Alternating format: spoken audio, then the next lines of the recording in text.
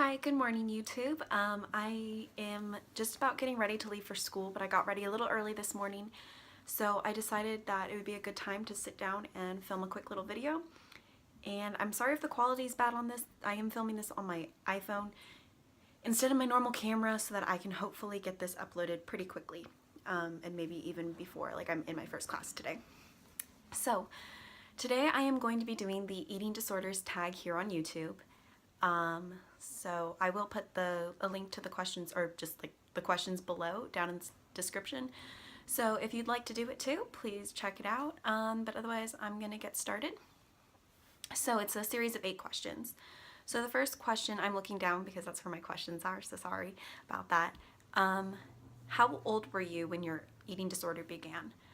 This was back in 2013, so I was 15 years old. But I wasn't diagnosed until I was 16. So did you decide to recover, or were you made to? Originally, when my eating disorder was discovered by my parents, I was made to recover. I did not tell them that I had an eating disorder. In fact, I continued to deny it. But they put me into treatment, but I wouldn't consider that my real recovery because I didn't want to recover at the time. And so I just relapsed as soon as I was able to, but now I'm choosing to recover. No one's like forcing me to. It's on my own decision. Question 3 was, what were you diagnosed with? So back in 2013, when I was first diagnosed, I was diagnosed with anorexia. And then in late 2015, or no, sorry, late 2015 to early 2016, I was re-diagnosed with bulimia, and right now I wouldn't consider myself anorexic or bulimic. I'm kind of got a combination of different things, so I would consider myself having EDNOS, which for those of you who don't know, that's eating disorder not otherwise specified.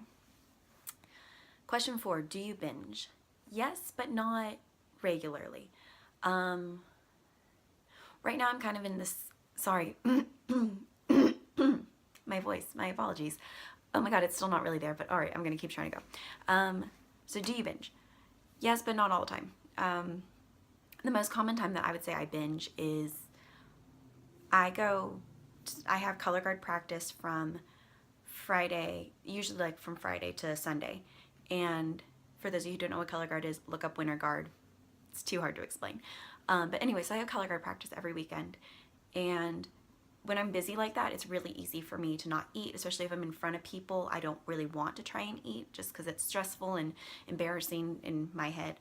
And so I don't really eat for the weekend almost at all. And so then on Mondays, when I finally decide to eat something, my body just takes over and I binge because I'm starving. But other than that, no. But do you purge? Yes. And I've been really good since the start of the new year, which is when I really dedicated myself to recovering from purging. But in the last week, some things have been going on and I've just been really stressed. And so I did revert back to it. But today I'm going to be really busy, so I don't think I'm going to have time to sit there and purge. And I don't even necessarily binge every time I purge. But I don't think I'll have time today. So that's a positive because then I get to break this little bit of a cycle that I've gotten myself into and hopefully build from there. Okay, question 6. Who did you first watch on YouTube edwise? That would be Educating Shani. And if you haven't already seen her channel, please go check it out. Right now she's going through some stuff emotionally, so it's not as positive as it normally is, but she is working on it, and normally she has a really positive channel with some really good information, and so I definitely recommend checking her out. Question 7, have you ever signed up to a Proana website? Unfortunately, I have. Back in 2013, when I was really, really bad and nobody knew about my eating disorder at the time, I definitely turned to the Proana websites to kind of have I never posted on them, but I did have an account, and I mostly used it to kind of get just not feel so alone, like see that other people were having the same thoughts and doing some of the same things I was, so I didn't feel quite so crazy. And occasionally I used it for tips and tricks, but mostly like tips and tricks of how to hide what I was doing and not to do the behaviors, because I had an eating disorder. I didn't need help doing the behaviors. I was doing them fine on my own. But yeah, I think my account still exists, but I have no clue what the password or anything is, and yeah. Question 8, which is the last question. What do you think we should do to raise awareness? Talk about it, talk about it, talk about it. It is so important to just talk about it. I know there is such a stigma surrounding it, and so it's super uncomfortable to post on your social media or whatever else. But I know I ended up in early 2014, after I had been into recovery, and even though I wasn't really dedicated to recovery, I had gone to like a treatment center and done all that. And I ended up posting about it because there was rumors around school that the reason I was gone from school for so long, and the reason I had the reason I had been gone from school for so long, and I had lost a ton of weight right before leaving from school, people had noticed that, and so there was rumors that I was doing drugs, which was not true, and I was really offended and kind of hurt by that. And then the other rumor was the reason I left school for so long. Originally, before people knew I was going to come back to school, people thought I was like potentially pregnant or whatever. And so there were some of these rumors going around, and I was super uncomfortable with them because I was like, this isn't true. Like, no, I don't want these untrue things being spread around school about me. And so I decided, okay, it was National Eating Disorder Awareness Week, which is like towards the end of February every year.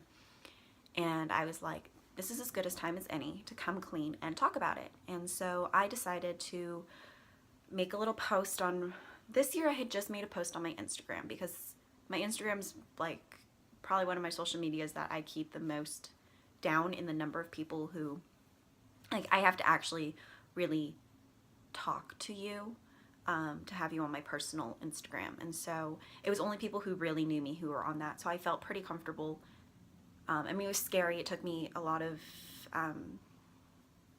time to get there, but I did end up posting something about me being anorexic, or me recovering from anorexia, on that social media platform. And then the next year, when the week came around again, I decided to post both on my Facebook and my Instagram, because I had gotten used to talking about it a little bit more, and so I was more comfortable with it. But yeah, and I didn't receive, and also when I posted, I never received a single negative comment. People at school weren't just like, oh my God, like, there's that like anorexic girl or whatever. No, people were really supportive and really kind about it, and that's encouraging to me to see that, okay, when you explain it to people and people actually get that, like normal, it's not crazy people who get this, like it's normal people that you can talk to and see every day and who seem so normal, and yet they can be having this totally other different thing going on in their head. And so I think if we just continue to talk about it on platforms like this, bring it up in conversation with other people, teachers talk about it more, parents talk about it with their kids, I think we can really break some of the stigmas and raise a lot of awareness to this, so that people don't do things that they don't understand is contributing to this, because eating disorders are becoming a huge problem, whether it's bulimia, anorexia, EDNOS, binge eating disorder. All of these are becoming more and more prevalent, and it's kind of scary. And I honestly think it's just because we're so naive about what eating disorders really are and what's behind them. So that's kind of it for this eating disorders tag. If you guys have any other questions, feel free to put them in the comments, and I will get back to you as soon as I can. Hopefully this video will be up really, really soon, and I'm going to be trying to start making videos a little more frequently.